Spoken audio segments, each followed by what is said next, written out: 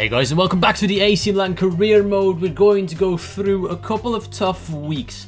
We've beaten Bayern in the previous episode 2-1 at the Allianz Arena, which was absolutely stunning. Probably the best game of the series so far with the best possible outcome, the 3 points. But our squad depth is going to be tested in the upcoming episodes. We've got Sassuolo, Cagliari and Juve in 1 week. After that, we've got also S2E6 2 days after the Juve game. So the plan right now is to play a half-strength side against Sassuolo, play a very weak side against Cagliari away, and then play two half-strong sized teams against Juve and S2E6, if that makes sense. Cagliari is going to be the most difficult game. I'm going to be using my very weak team. I'm going to play that game, and I'm going to play the Juve game in today's episode. Sassuolo will be simmed. A quick look at the league table tells us we are first, no matter what the result. We're playing at home. I want to keep that 3-point gap between ourselves and Inter, who we beat a couple of episodes ago in the derby, which was very nice to play. Of course, we want to keep them behind us in the league standings. Sassuolo at home, once again, should be a straightforward victory, even though some of the big guns are not playing, and we've got 1-0 behind. What is it about simming these days? Balotelli puts us back level, thank God. I cannot bear the disgrace if we lose here, so please, let's get another goal. Peluso got injured for them. We've got about 15 minutes to go. It's going to be a draw, I think. Oh my God. Really? Shit. I don't understand simming these days. I mean, on FIFA 15 it was pretty straightforward. If you sim at home, you win. If you sim away, you lose. I don't know what the formula is this year, but it's not really... I'm not liking it. This is a side I'm going to use against Cagliari away from home. It looks weak, but we've got Juve in 2 days' time and S2E6 after that. I'm prioritizing those 2 games in the next week. So this game, I'm kind of risking it a little bit by playing a weak side like this, but still, we should be stronger than Cagliari. Let's head into the game. Carlos Bacca is on fire so far this season, scoring 5 goals in 8 appearances. Not bad, Carlos. Simone Verdi. Well done, into Luis Adriano. The Cagliari defence split wide open there. Nicola Muru chasing him. We all remember him from last year's game, where I bought him, and it was actually a quality acquisition. But right now, we've got a free kick because of the foul Nicola Muru made. I don't really have a good free kick taker on the pitch. Alex doesn't have the curve for it. It has to be Andrea Bertolacci, but I'm not sure if he's able to do this. Let's see. Let's find out. No. Well done by Bacca. Paces away from Capuano. Carlos Bacca has to cut inside. He does well here. The Colombian striker is going all the way. Carlos Bacca had to score. I used to have a defence. I genuinely did used to have a defence here, but Diego Lopez is there to make the save. Don't know what happened there. Bruno Perez inside on De Sena, and he's been brought down. Terrible challenge. It's half time. We had a couple of chances and a couple of shots and free kicks here and there. They had the biggest chance that got saved by Lopez, but I'm going to make a double substitution because I still want to win this game. Bonaventura and Niang coming on for Bacca and Verdi. Jose Mauri does well there. He's going to line one up from this. Oh my God! Jose Mauri! Who knew? He had that in his locker. Who knew Jose Mauri had a long shot of dreams? I certainly didn't. He went past the man. I saw my chance. Just bang it. Why not? And Jose Mauri with contender of goal of the season without a shadow of a doubt. What a hit. Colombo is beaten from unbelievable distance, and we've taken the lead early on in the second half. That is a ball and a half. Marco Sau flicks it on to Melchiori. What's he going to do with it? Melchiori inside. Back to Sau. And they've equalised. Route 1 football over the top. My defence caught sleeping again. I'm missing Romagnoli and Maximovic at the back because Alex has just lost it completely. Going to try and find Rodrigo Eli on the front post. Mauri whips in a decent ball. Eli heads it. It's been blocked. But Mauri picks it up again without a shadow of a doubt. The man of the match so far. Jose Mauri does well there. He finds Niang. No, he doesn't. Well in by Jose Mauri. Inside to Bonaventura. Bonaventura can spot Niang. Tell me you're onside, and Mbaya. Tell me you're onside. He missed. And he missed the rebound as well. God, we do not even deserve a point from this game. Bertolacci whips one in. Niang can make amends, but he doesn't. And they're going to get rid of it eventually. It's a shocking draw, unless Bertolacci can find someone here. It's Jose Mauri again.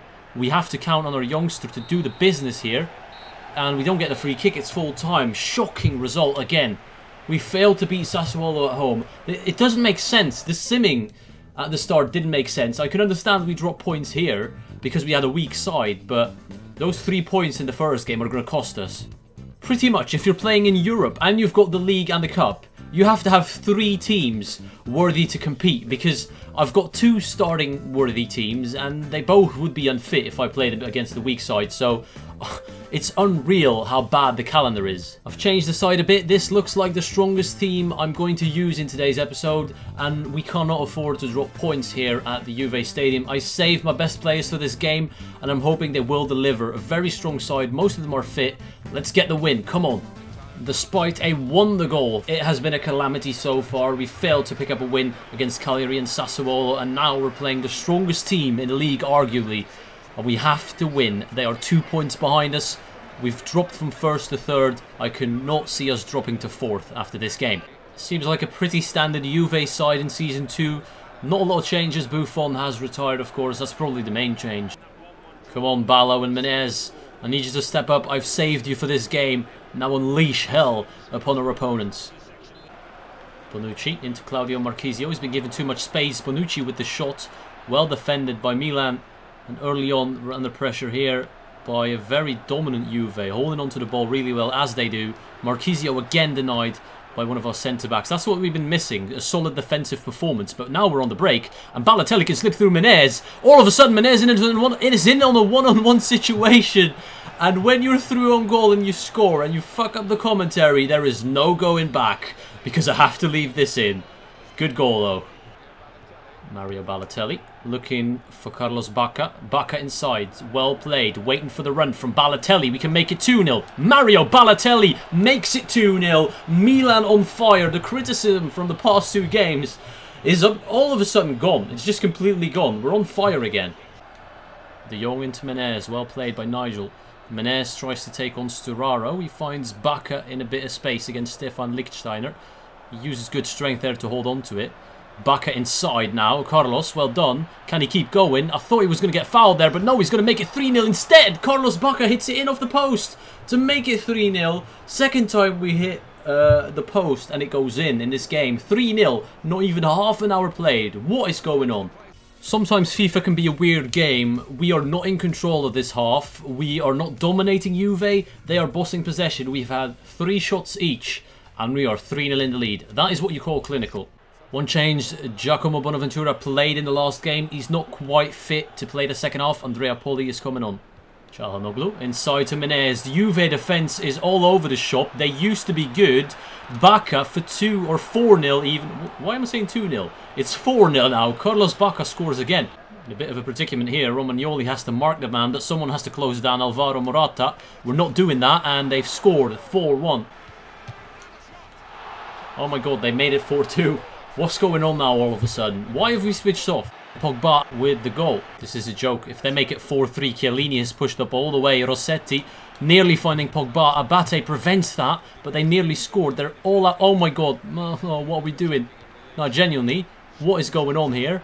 What is going on? And there we go. That's the end of the game. Juve started a valiant effort of a comeback, but they didn't have enough time, and it would have happened if the game would have lasted another 20 minutes. I promise you they would have made it 4-4, but it's 4-2 in the end to Milan, and I can't say it was deserved. We just took every chance we got. Some more player development, training some young guys once again. Gabriel is now a 78 rated. The rating on goalkeepers when you train them shoots up. It's unbelievable. But yeah, I'm very happy with that actually.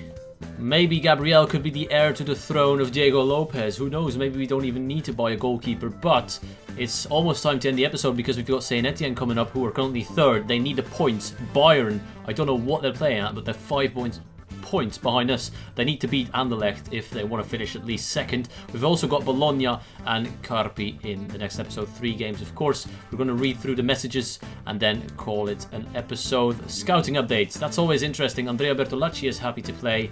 Let's see what kind of hidden gems we've got.